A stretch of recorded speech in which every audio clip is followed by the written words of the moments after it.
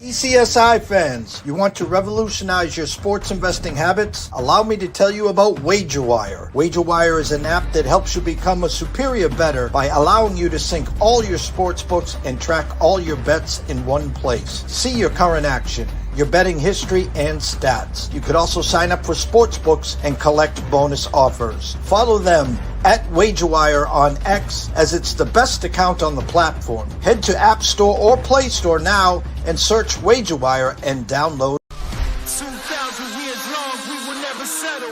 Hard days, no way, with a heavy metal. No time, no fail, won't stop here. Like a torch to a flame when it burns hot.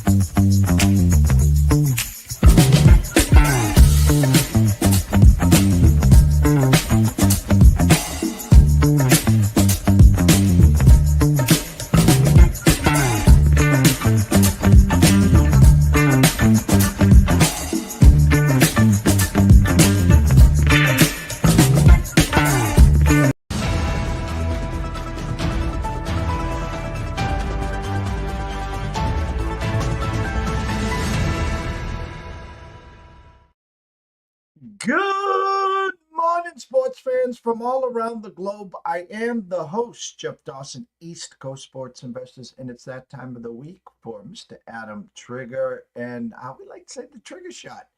Talking some NCAA hoops, and as life goes on, the show must go on, and big hats off to Adam, who's got some early morning appointments, but he's here to talk some NCAA hoops. Hopefully his following wakes up and joins us here. Go follow, of course, Adam on Twitter at AdamTriggerWT, and of course at wagertalk.com.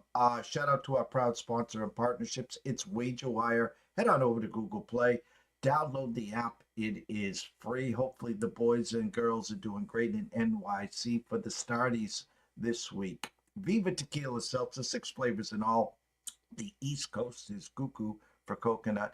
And last but never least, AtlantaSteaksAndSeafood.com. As we like to say, head on over to Facebook, introduce yourself to Terry, then head on over back to AtlantaSteaksAndSeafood.com. Place an order today. You'll be grilling by the weekend. So without further ado, Mr. Adam Trigger. What's up, going Adam? on? Not much. Yeah, I had a number of appointments this morning. A couple doctor's appointments that were back a little bit further away. I got to be honest though, the New York State thruway rest areas are as nice as I've ever seen. They've redone them all. I have great Wi-Fi here. You should see my view. I feel like I'm at like a WeWork. You know, I feel like I'm at like one of those shared workspaces, not a rest area on the highway. It's so yeah, this will work. The people just want to hear, some basketball opinions and sports bets. So it doesn't really, matter where I am. As long as you guys can hear me, I think we're good to go. It's conference championship week. The smaller schools have already punched their tickets. Last night it was American. The Cinderella story starting on Friday was Delaware. They had got to 4 straight wins, and they were looking to shock the world, and they came up short. But what has your eye seen from this past weekend leading up to today with some cards that have already been punched at them? Yeah, I mean, I went out to Connecticut on Tuesday, and I went to the Central Connecticut State St. Francis game. That's got to be as big of an upset as we've had or we're even going to get in conference tournament season. I mean, 12-point underdog going on the road, a team that was sub 500 during the regular season, and now they'll go to the NCAA tournament for the first time in 34 years. So props to the St. Francis Red Flash, who will undoubtedly be in that 16 in that 16 seed game, likely in Dayton. While we're on the topic, because I've watched a ton of NEC basketball, I will say this: St. Francis, because when the brackets announced on Sunday, they're going to be in that Dayton play-in game. I can almost guarantee it. People will all of a sudden try to be handicapping St. Francis basketball. I can tell you this, they're not an athletic team, but they play very smart. They have a coach that's been there forever, and they really prepared so well for those three opponents in the NEC conference tournament. The thing that kills them is they just don't have the athletes. But if they can draw a team that's not going to matter, where they can sort of use that against,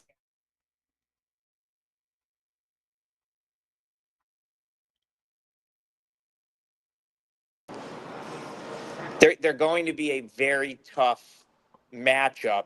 And I wouldn't want to play them in that playing game. They've got shooters. They space the floor well. They're going to be an interesting team to watch next week. Well, again, we got the big boys starting up and still playing, of course, the ACC, the Big 12, yada, yada, yada. Some big matchups, of course, today. Before we get into your games, is there any conference or any game outside the ones that you're going to break down that you got your eyes on?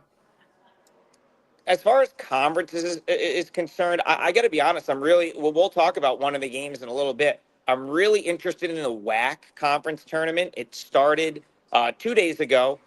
They split their quarterfinal round. So that's a little built-in advantage there for the WAC. Those top two seeds, Utah Valley and Grand Canyon, both won in advance yesterday, and they get the day off while the 3 and the 4 play. So tonight you'll see Seattle take on Abilene Christian, and you'll see Cal Baptist take on Tarleton State. Those top two teams, Grand Canyon looked awful good last night, Jeff. Utah Valley's looked awesome all year, but don't count out the Seattles, the Tarletons, the Cal Baptist in that league.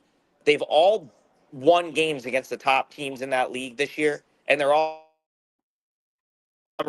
That's one I'm really looking forward to watch. I think this might be the last year for WAC Vegas out in Las Vegas. The WAC conference might be done after this year. I'll be really interested to see how that one plays out, because I think there could be some chaos out there in Vegas this weekend.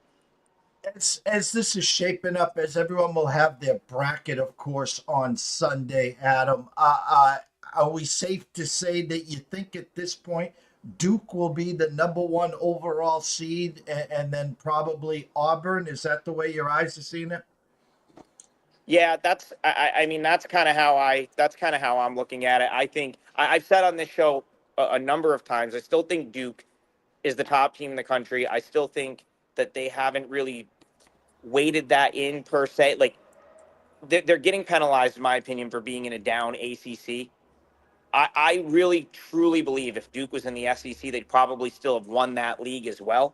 So, Jeff, until proven otherwise, I've got Duke at the top. What are they, a 22-point favorite today? They should just steamroll. If they want to, they should steamroll their way through this ACC tournament. And again, they have good head-to-head wins in the non-conference. I still find it hard to believe I won't be riding with Duke unless there's a really, I don't know that there's a matchup that they can't handle. They're so deep. They've got, I mean, Malik Brown was one of our starters here in Syracuse last year. He's like the 8th or 9th guy off the bench on that team. They're so deep. They have the best player in college basketball. They seem to have an answer for everything. Again, I still think they're the best team in the country. And we were anointing Cooper Flagg as Player of the Year in November, of course, when the season started. The kid from Auburn, Mr. Broom, has gotten a lot of steam of late. But do you think when the dust settles, it will go to Flagg? Yeah, I'd be shocked if it doesn't. It'd be shocking to me if he's not anointed the best player in college basketball. I mean, listen, Johnny Broom is a fantastic player. There's others. There's always going to be more than one in a given year that's probably deserving.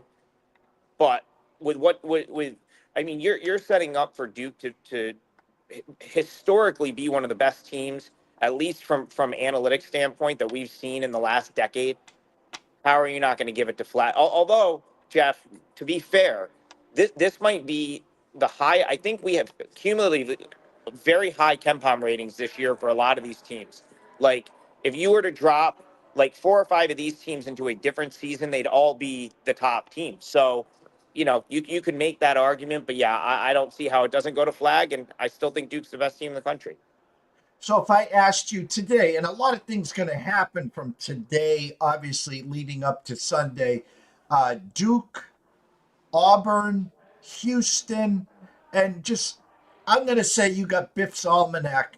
Who gets that fourth number one seed? It's tough because it's probably going to depend on like, how deep a couple of these SEC schools go. Florida has a great claim to it, in my opinion. If they can make a run, does it really matter? I don't think so. I mean, whether you're a two in a favorable situation, meaning like a two close to home, or a one somewhere else, it doesn't really matter. The committee's going to give you a talking point. Like, people will argue about it no matter what. So it's really tough to say. But I'll tell you what, it feels like a year, Jeff, where we will have some chaos that, well, no different than any other year, right? Like, we'll have the chaos early, but it's going to be hard to dethrone those like top 5 to 8 teams. I think we get some one versus two sort of high profile matchups come the Elite Eight this year. I think those top sort of 5, 6 teams are just really, really strong teams. And I'm so glad you brought that up because everyone wants that number one seed, but I think you said it perfectly. Sometimes it's better to get the 2 seed and ship you off to a weaker bracket or keep you close to home. Hey, instead of Florida getting the 1, we're going to keep them closer to home. We're going to give them the 2. Yeah, maybe you're going to be in Duke's bracket. But when the dust settles, as you said, and I agree 100% with you, I think there'll be chaos early in the first weekend. You might see a little more chaos in the Sweet 16, but by the time you get to the Elite Eight and then you're looking at the Final Four, you're going to say, yeah, the cream finally did rise to the top. Yeah, and that's kind of what we've seen in recent years, to an extent. Like, we've had our chaos, right? Well, 2 years ago, I suppose not many had San Diego State in the final, but last year you kind of had, you had your Cinderella run with NC State, but when it came down to it, you had UConn, you had Purdue. Many would have said those were, I mean, UConn was the best team all year. Purdue was one of the best teams all year. So it feels to me like we will probably see something like that again. I feel like you're going to get to that final weekend, Final Four. You're going to get a Duke Auburn. Maybe you've got a Houston there. Florida's a team that certainly belongs. And, I'll still keep throwing St. John's name into the ring. I still think that if they can play offense to their ceiling of what their offense can be, they'll be a very, very tough out in the NCAA tournament. Last question before we break down a couple games for you. It's penciled in that my UConn Huskies are going to be on that 8-9 line. Do they ever keep them back east, and then we could be looking at a Sunday matchup against Duke? I mean, that would, I think Duke will end up playing in Raleigh in those early couple rounds, but I always thought that the goal was to keep teams as close to home as possible, like regardless of where they sort of were in the bracket. I like the idea of that because it's easier for your fans to get there, and you obviously want the schools to have their fan support. I know you'll remember this game, Jeff. I think of that Syracuse Vermont game that was in Worcester, Mass, back in the mid 2000s. Like, that's the reason for those regional specific. Obviously, with a field of 68 teams and all different conferences, it's not always going to work out.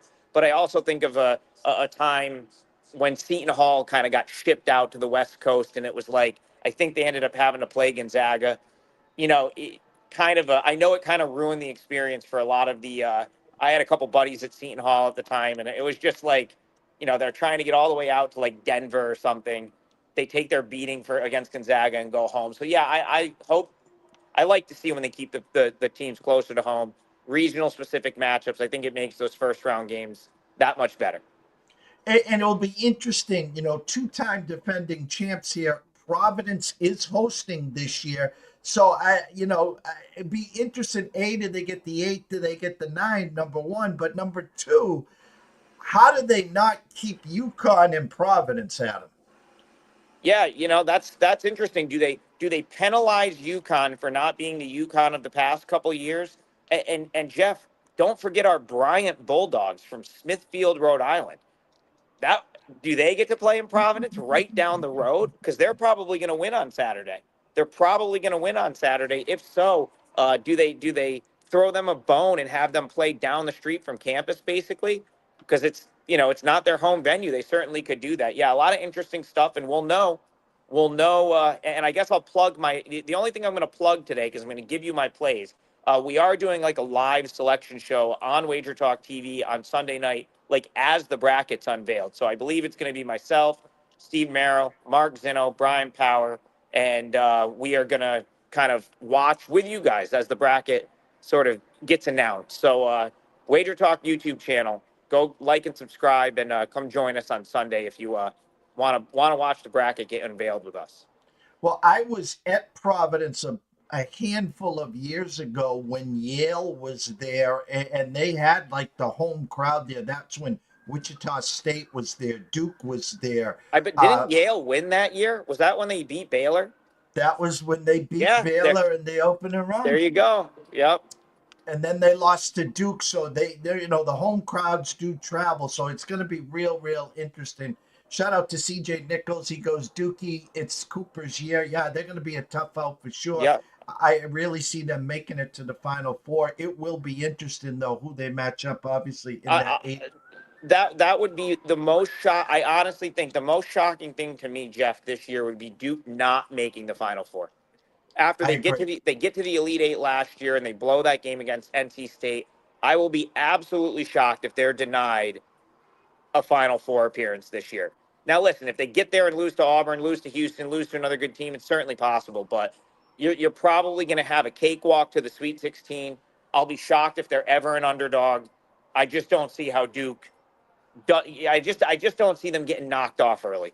I know there's people that disagree with me, but I'm with CJ in the chat. I'll die on that hill. Cooper's the best player. Duke's the best team. They're going to the Final Four. I agree. First game you want to break down today, excuse me. Iona and Manhattan, the Manhattan transfers, or as we like to say, the Jaspers. Ken Palm, Manhattan 75-73, Adam. Yeah, I'm actually surprised that this kind of keeps bouncing back and forth, +1, -1, +1, -1. I'm sort of close to where Ken Palm is. I've got Manhattan as a 2-point favorite here. I played this when it was at pick. And actually, there's been times today where you can get Manhattan +1. I even think some books were at +1.5, but I ended up just playing the pick. I like Manhattan to win this game. I've kind of talked about this Jaspers team all year being better than the market has had them rated, and they've sort of proved that the whole year. They've been a machine against the number. They finished far higher than anyone kind of expected they would in the MAC. They won 4 straight games to close out the regular season. And I still think Iona gets a little too much credit for the name on the front of the jersey, Jeff. This is a team with a storied history in this conference. Go back to the Rick Pitino a couple years ago. Before that, Kevin Willard. Before that, like they've had stretches where they've won this league a whole bunch. And I think success in the MAC is still somewhat correlated to Iona, right? Like people see the name and they say that there's name recognition at this time of year. People, this isn't the middle of January. Like you're going to get some recreational money in the market. And I think that's keeping this price where it is. I think it's why Manhattan's not a favorite here, because the masses will bet Iona here for no reason other than they're used to seeing Iona in March. The name tends to come up. We haven't seen good Manhattan teams since the days of Steve Messiello there, right? Like where he was coming close in the conference. So Manhattan's been down for a couple of years, but not anymore. They've got a freshman named Will Sidner. Jeff, he's going to be in a power conference league probably by next year. This guy is that good. I got to see him play in person a couple times. He does not look like a MAC forward. He looks like a Big East forward. 6'7", can hit the outside shot, super versatile. And when it comes down to my 5 against your 5, I truly believe Manhattan's got the most talented starting 5 in this conference. I would put their starting 5 up against any of these other teams, up against Quinnipiac, up against Marist, Merrimack, Iona. I think Manhattan has the most talented starting five.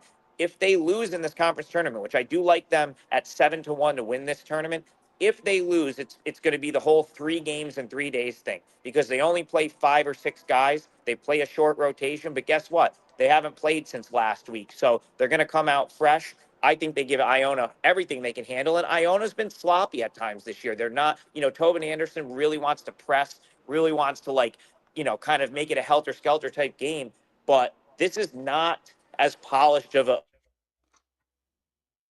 in past years with like his Fairleigh Dickinson teams. Of course, he knocked off Purdue.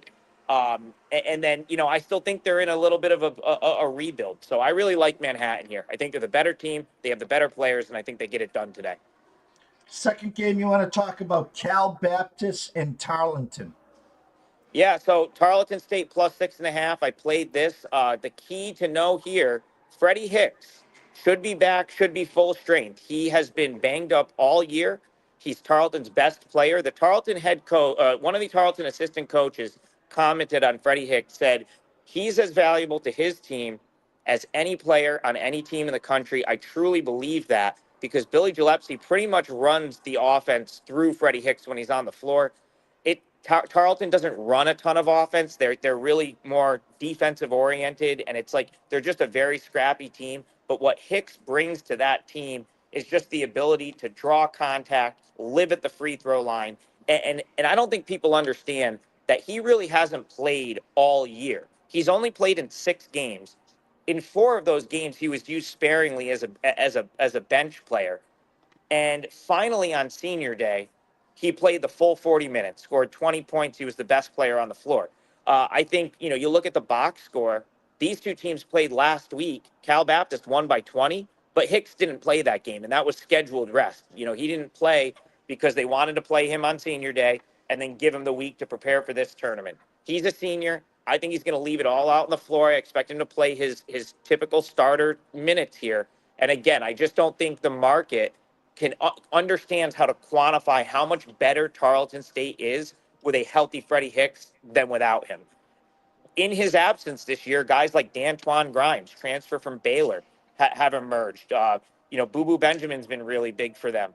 Baristow, the freshman, won an award. He was one of the best freshmen in the WAC conference. So this is a team that's improved, and this is also a team that knocked off Cal Baptist on their home floor, or on their home floor. So both of these teams won on their respective home floors during the season. This, of course, is on a neutral floor in Las Vegas. And again, plus 6.5. I think this is a very competitive game. I won't be surprised if Tarleton wins here. And I just think they're way, way underrated at this point because they're as healthy as they've been all season. And Hicks is that go-to guy for the Texans. So I really like Tarleton in this spot. I got to ask you one final question before we head off here. The number 1 ranked game, according to Ken Palm tonight, is Kansas and Arizona. And Ken Palm's got Arizona 76-75.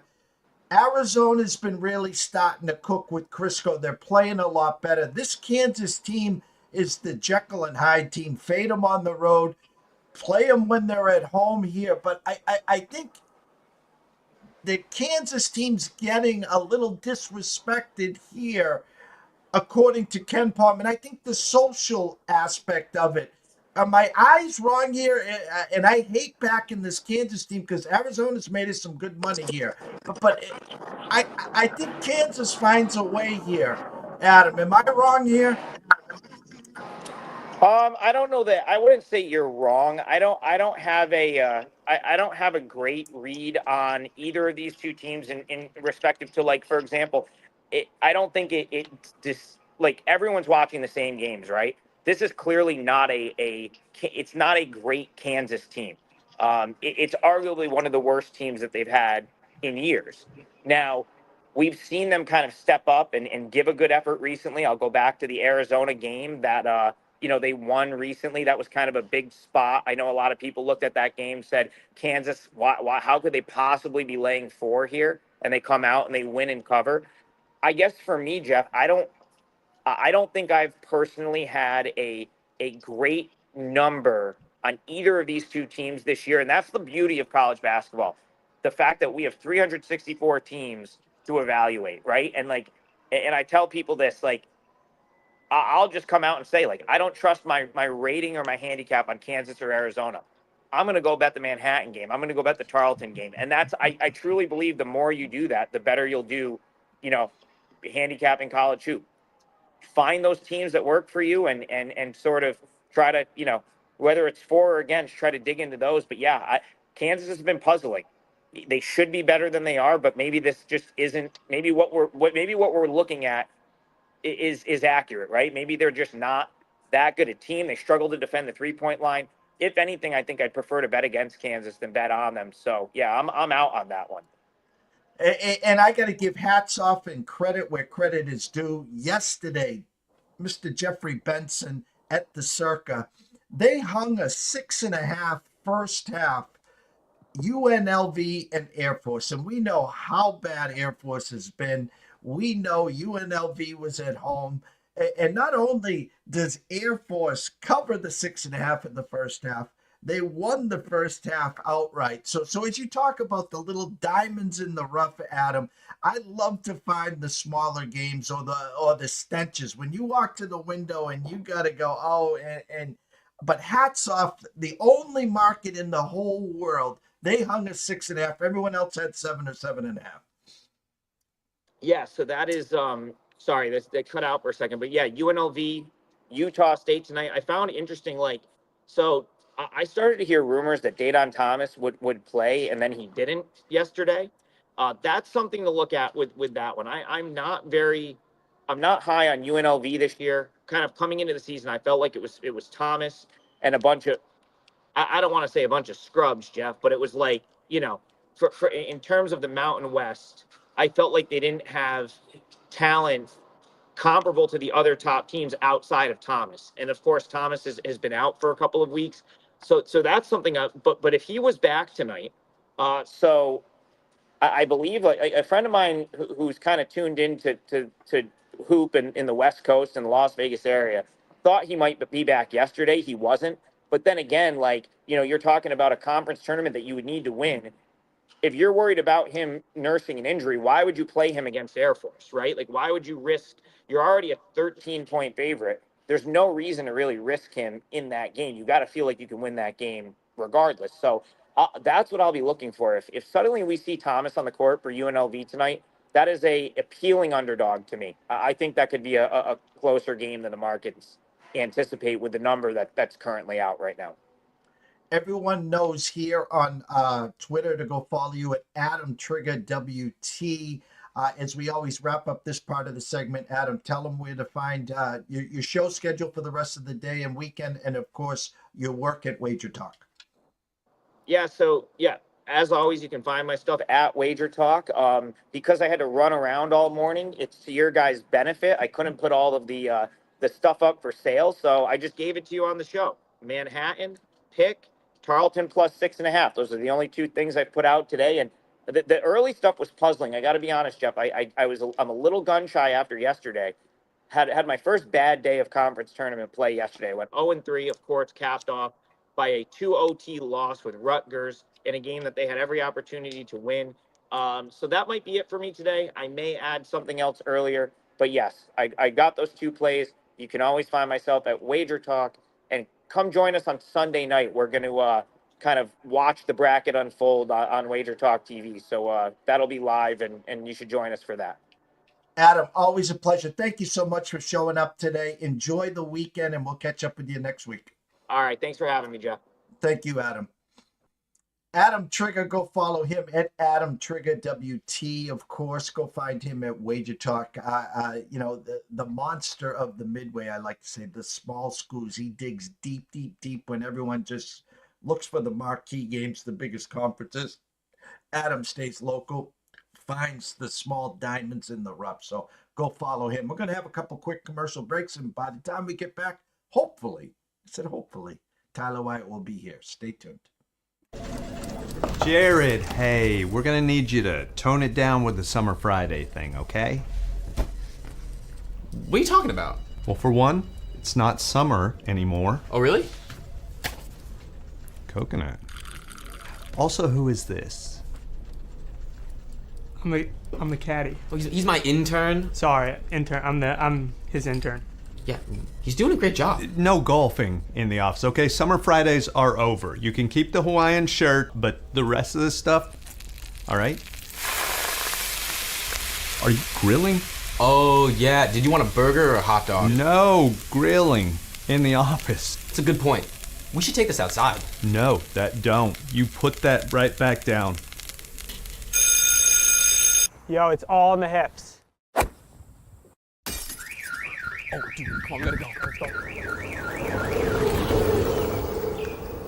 ECSI fans, you want to revolutionize your sports investing habits? Allow me to tell you about WagerWire. WagerWire is an app that helps you become a superior bettor by allowing you to sync all your sports books and track all your bets in one place. See your current action, your betting history, and stats. You could also sign up for sports books and collect bonus offers. Follow them at WagerWire on X, as it's the best account on the platform. Head to App Store or Play Store now and search WagerWire and download the... Welcome to Good Food. At Atlanta Steaks and Seafood, you'll find the highest quality meats from a variety of delicious cuts. Tomahawks, salmon fillets, ribeyes, and plenty more to choose from. With an easy-to-use, mobile-friendly website, selecting your pick of meat is made quick and easy. And don't forget, worrying about your dinner is a thing of the past. Check out some of the amazing subscription packages that Atlanta Steaks and Seafood has to offer. From fresh steak and seafood straight to your door. Order online at atlantasteaksandseafood.com. What a great start with Adam Trigger on the road.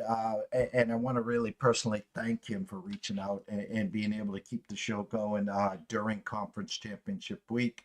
As Tyler Wyatt is wrapping up a weekly radio spot in Knoxville. Should be jumping on in the next minute or two here. A couple games going on as we speak. Duquesne, St. Bonaventure's 7-2 Duquesne.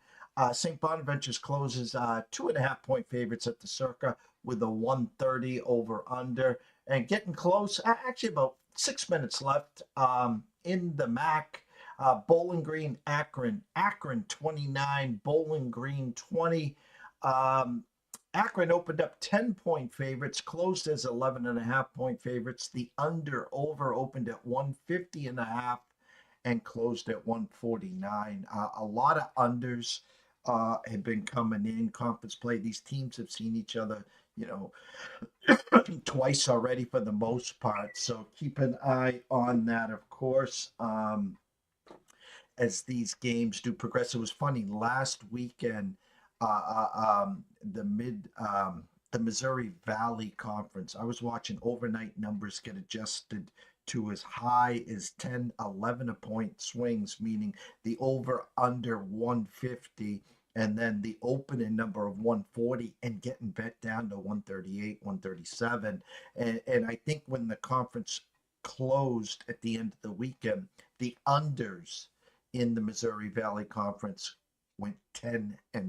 So keep an eye on that there. And if something looks too good, it probably is too good. Like I talked about UNLV Air Force. We bet against Air Force first half I think it was Saturday. And they got run out of the gym. I think they were down by 28 or 30. And when I saw UNLV at home, 12.5 point favorites. And yet, everywhere in the world, they were 7-point favorites in the first half. Yet, Circa, that's right, the Circa had 6.5, the only ones. And not only did they cover, they win outright in the first half. And then they lose by, I think, 9 or 11. So, but again, it's all about the eyes. It's all about the market. You got to try to fade the public here. If you're looking at a team, let me see if I can find a good example here for you. Like, for instance, Duke today, they're about to tip off in 18 minutes. Overnight number at 21. Got steamed to 23. Now, do I expect Duke to win? Of course I do. I expect them to beat Georgia Tech here. But keep an eye from the overnight number of 21 to the steamed number at 23. Maybe Duke wins by 18, 19. Maybe they win by 20 today. I'll be real, keeping an eye on that. Again, the public runs to the window. Had a bad yesterday. If you did, oh, I got to go grab me some Dookies here. There's no way that they don't blow this team out. And next thing you know, they're playing grab ass and they win by 15. So ECSI VIPs, we've had some bad luck. 2 nights ago, we had a first half game over 72.5, 72 with 55 seconds to go, 2 missed shots, then a steal, a missed layup, and they missed the putback to land on 72. Okay. We had a half court shot last week, Thursday night, Arizona State, that instead of cashing the ticket, we lose. We had Colin Morikawa plus 1850 to win the tournament outright. One swing of 79 golfers out there. 3-shot lead on Sunday, 2 shots with 5 to go. And Mr. Russell Henley hits a 54-foot eagle putt to steal that from us. But great bounce back last night, of course. 3-0 for the day. I took the afternoon off. I wanted to breathe. I didn't want to chase. That's the name of the game. Don't chase good money with bad money. We go 3-0 yesterday. Great day there. We had Oklahoma at 19 total, over 71.5. They cruised. They scored 81 there. They won the game outright against Georgia. And then we had a couple. I'm trying to grab my notes here. Bear with me here for 1 second.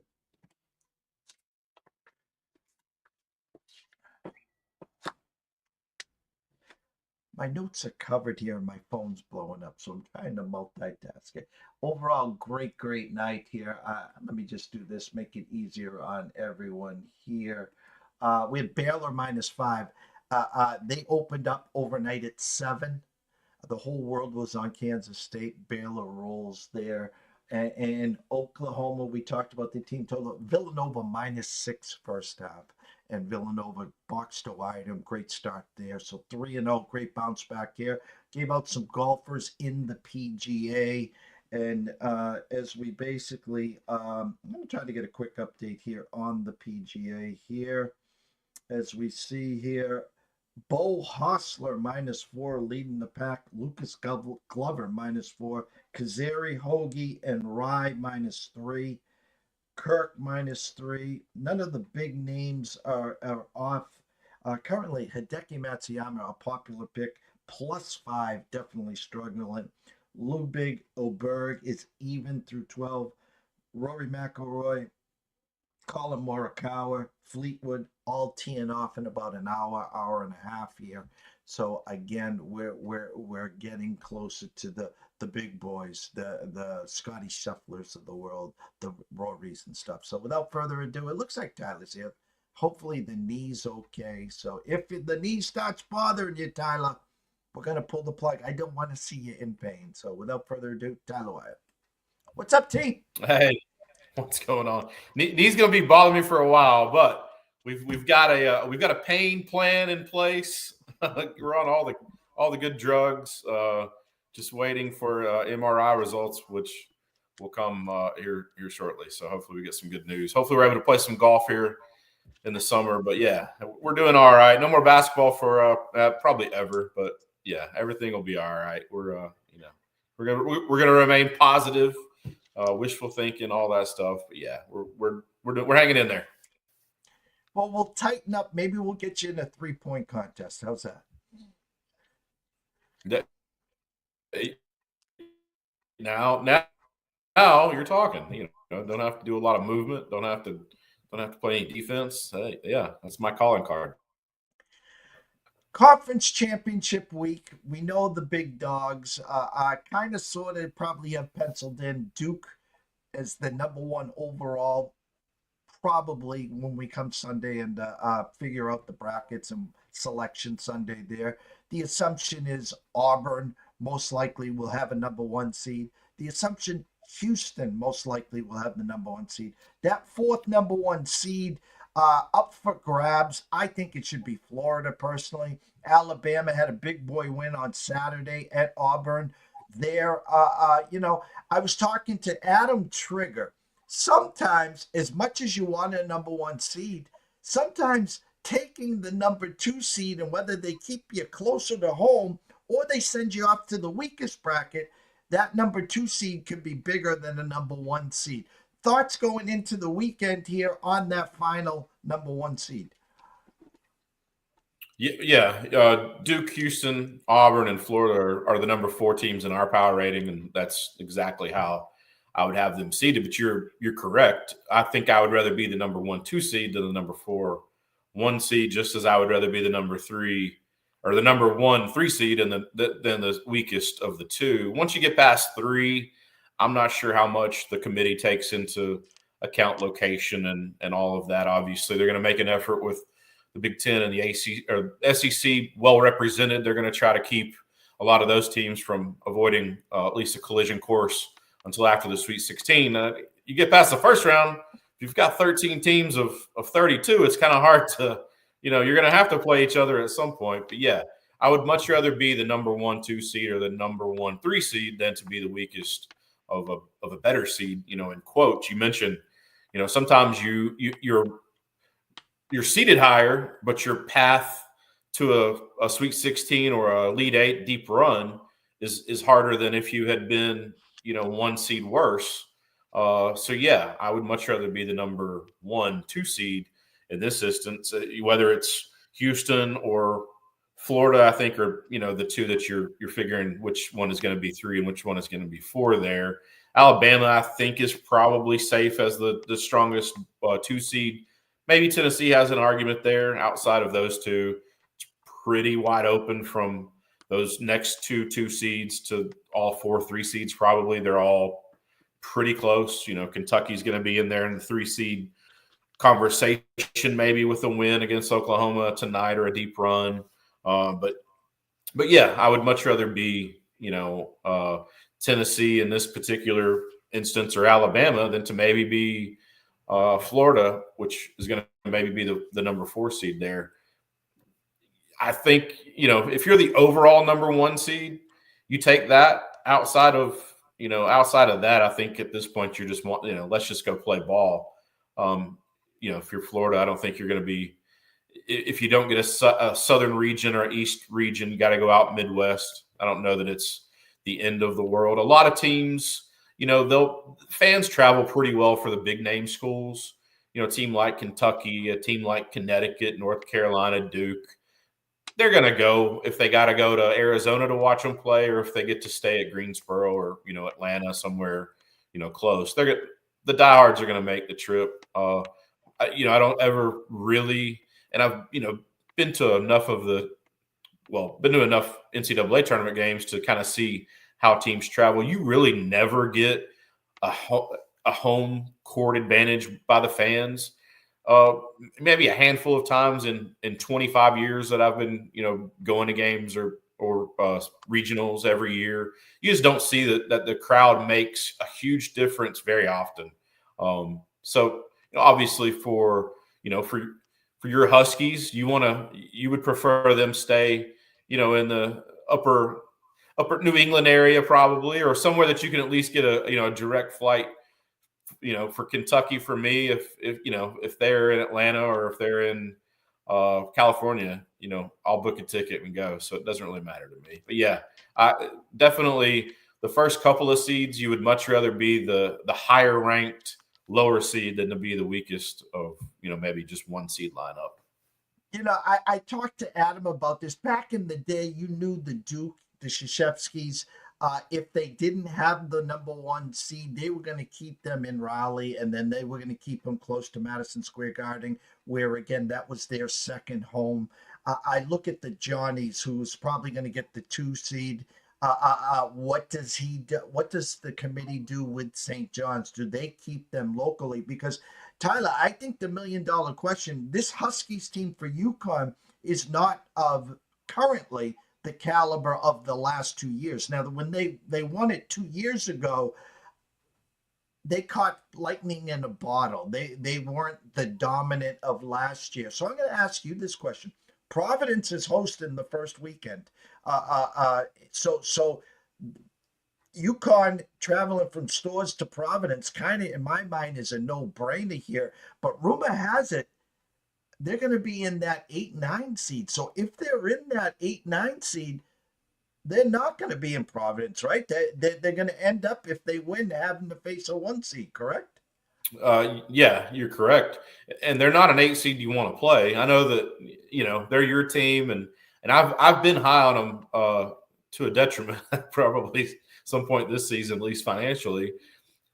They're still not going to be an easy out, regardless of the form that they've been in the last, month or month and a half, however far back you want to go. They played better basketball here of late. There's just the light bulb turns on when you get to tournament play with this team, and there's been a lot of different pieces over the last 3 seasons. Been a couple of guys that have been around for some of the carryover. There are a lot of new faces. This is I still, if I'm a coach, I don't want to face Hurley as a number 1 in the second game as an 8. We talked a couple of weeks ago about that Wichita State Kentucky matchup when they there was a lot. Wichita State, Greg Marshall was not happy at all about Kentucky being. He was not happy that they were an 8 before when they were leading up to Selection Sunday. We knew that Kentucky was kind of in a similar position as Connecticut. They were going to be an 8 or a 9, and Marshall had spoken out publicly. He said, they'll stick us with Kentucky because we're Wichita State. And that's exactly what happened. Connecticut as an 8. Yeah, this is one of those. They're an 8, but they have the talent of a 3 or a 4 seed, or talent-wise, they, from a roster standpoint, they're as good as almost anyone in the country. Had some chemistry issues and had some effort issues, I think, probably maybe the big one there. Tournament time, different. This is not, it doesn't matter. You can throw all that, some of those Izzo teams, you could go back 10, 15 years. He's had teams that were probably seated higher because his name was Tom Izzo.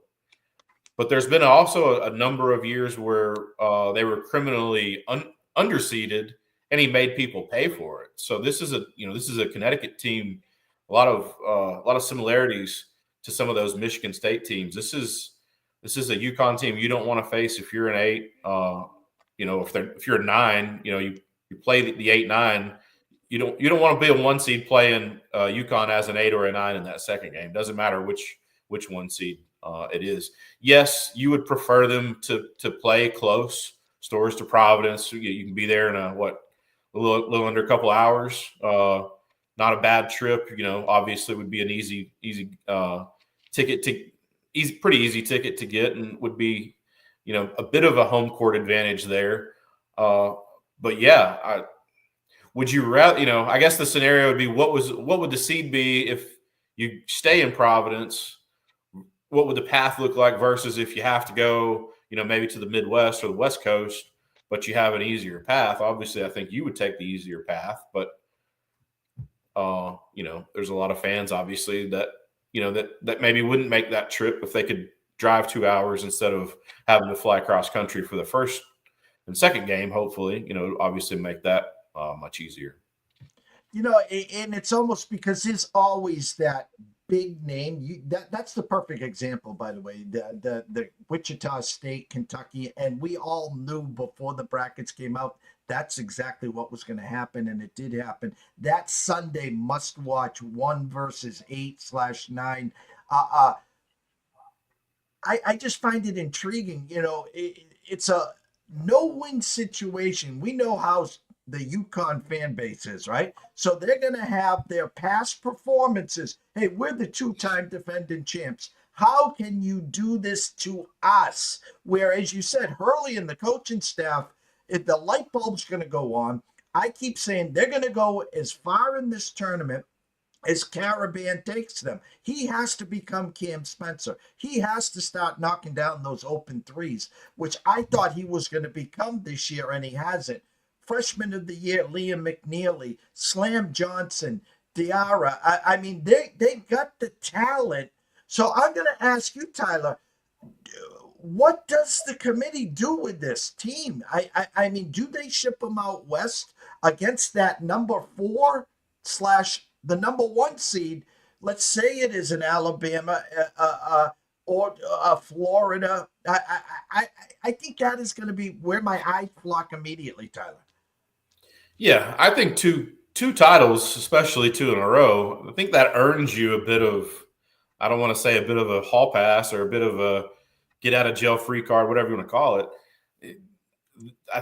To me, you should keep UConn as close to home as possible.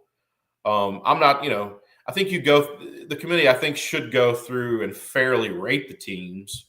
But I think from a location standpoint, I think you should do some of those big name teams a favor. A lot of mid-major schools don't want to hear that. Some of the other, schools don't want to hear that. That's, the TV, the TV is going to sell itself. That money is already there, but you want to have those seats filled. You don't want an arena that is 20 or 25% filled for a 12:45 Thursday game. When if you had just kept, say you'd kept UConn and made it a 2-hour drive, you could have filled up half the stadium with UConn fans. I think they're going to be a little more deliberate in the process. I do think that they go back and look through regular season matchups. They try not to have duplicates of non-conference matchups early, if at all possible. I know at some point it's unavoidable. You wouldn't want to have Alabama and Gonzaga play, earlier in the tournament if you could avoid it because they played in the regular season. Obviously, you wouldn't want, 2 Big East teams playing in the second round. But I think you give UConn, regardless of how this season has panned out, I think you give them, first right of kind of refusal when you're comparing them to other teams, first in the conference, and then second maybe against teams that they played out of the conference, to kind of figure out the bracket and the path. I do think, teams like North Carolina, teams like Duke, Kentucky, Villanova, just any of those marquee blue blood names, Gonzaga, there's a lot of them now. I do think that you should kind of reward them. The entire sport is where it is. All of the money that's generated now, it's kind of those schools throughout the last, back as far as 30 years, go back, when it was a third, whatever. The reason that all this money also written out,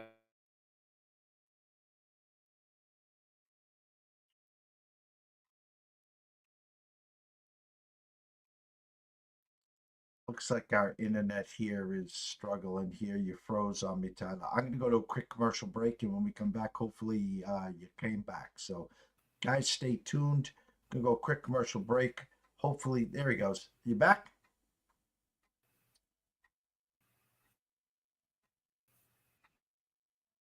Quick commercial break. We'll be right back.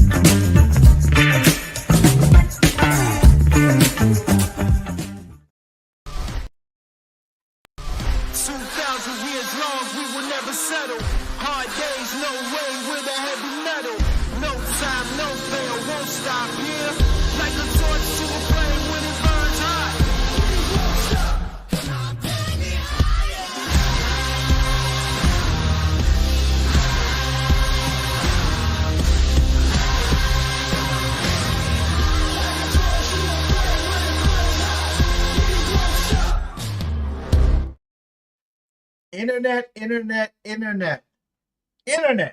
undefeated will always be undefeated here. I don't know if we've lost him.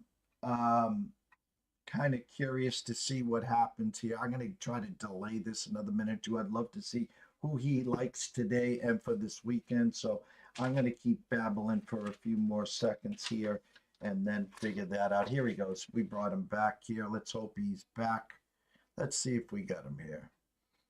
Let's see. It says not connected here. Did we get him? Here we go. I'm going to stop babbling because the internet failed us here. What do you got today and the rest of the weekend so we can get some winners out to the people? Yeah, well, the wind's blowing about 70 miles an hour here. So they had arriving flights in Knoxville canceled all morning because of the wind. Yeah, today, a couple of games that we played. Butler, back in Butler, after backed them yesterday, backing them again today. Over in Oregon and Indiana, over 142. I got that one almost 149 projected. Over 144, Arkansas in Ole Miss, have that one at 150 and change. Over 140, Northwestern Wisconsin to play for us. Mount St. Mary's over Marist. I have Mount St. Mary's a small favorite, minus 0.4, but they're catching nearly 2 possessions, somewhere in that 4.5, 4 neighborhood. It's traded all morning. And then Georgia Tech. Duke has beat everybody by 1 billion points. It seems like every single game. We have the number on Georgia Tech right around 18, so a couple possessions value there. And then last game, Manhattan. Manhattan, our final pick. So, yeah, we got a big slate for the conference games today. And then, obviously, get into the weekend. We'll know a little more about the NCAA tournament. Most of our futures have already been locked in. Once we see the paths that are laid forward here, we'll probably, buy a little bit more there after Sunday and the selection show is over. But yeah, is there any better week, or I guess 9 days technically, from like Thursday of conference tournament week to next Sunday through the first 2 rounds of the tournament? Is there a better sports week throughout the year? There isn't, and this is just maddening because, and the funny thing is, you take us there, and then literally baseball starts on the 27th, and then what's really beautiful, Tyler, is the Final Four weekend, because you get the 2 games on Saturday. They cut the nets down on Monday, and then this year it leads us right into the Masters week. I mean, the spring is sprung. Augusta, Magnolia Lane. I mean, I can't stop smiling. That's a pretty good week right there. Final Four, championship, and Augusta all in the same week. That's probably all right. It's a little below this week just because of the number of games that we'll get to see between now and next Sunday, but that's a hell of a parlay right there. Masters kind of falling after the national championship and Final Four. Yeah, that's a pretty exciting week. Yeah, this is, we'll sleep in May. We'll sleep after the Masters. We don't need to sleep for the next couple of weeks. Tyler, as we always wrap this up, tell them where they can find all your work. Yeah, Twitter or X, whatever you want to call it. At Tyler Wyatt Bets, at Odds Culture, at Odds Culture, oddsculture.com, the easiest way. There's a game that you're thinking about, shoot us a message. Be happy to provide you all the info, the data that we have. There's a ton of it. You won't want to read it all. But, hopefully we can help make you a profitable decision at the end of the day. Well, I love where your eyes are on the Georgia Tech game, because I said the same thing. The overnight number 21, people jumping up this morning trying to get back the money they lost yesterday. Oh, I got to take Duke. It's been inflated to 23. There, Adam Trigger on before you also loves the Manhattan Jaspers there. And so keep up the great work. Prayers for the knee. I got you. Lighting the candle. And FYI, I know you'll be traveling wherever potentially next weekend. It sounds like, I'll get confirmation today, I could be back in Chattanooga next weekend for a food truck festival. How's that grab you? Oh, yeah, definitely. Call me if you're in Chattanooga. You're 80 miles from from where I am here. So yeah, definitely give me a shot. I'll meet you in Chattanooga. Yeah, should get the results on the knee. Hopefully no surgery. Hopefully I can fly. Most importantly, I have a lot of poker also coming up here in the next couple of months. So yeah, just if I've ever needed to win a coin flip, it's right now. I got a candle lit for you. Take care, brother. Thank you so much for Appreciate joining that. us. I'll keep you on speed dial about Chattanooga. Yeah, definitely. We'll talk soon. All right, take care. Go follow Tyler at Tyler Wyatt Bets, of course, at Odds Culture, the best in the business, professional poker player as well. I catch up with him in Vegas for the World Series of Poker when possible as well. Good friends with Chris Moneymaker. Everyone obviously knows who Mr. Moneymaker is. 3 o'clock, Lou Finocchiaro, Fight Night Fortunes. We'll talk about the main event last weekend. Ankaliev, stuns, beats, whatever you want to call him, Alex Pereira. Some good matches in between. So we'll bring Lou in at 3 o'clock to talk some UFC. Till then, enjoy your lunch, and we'll see you soon.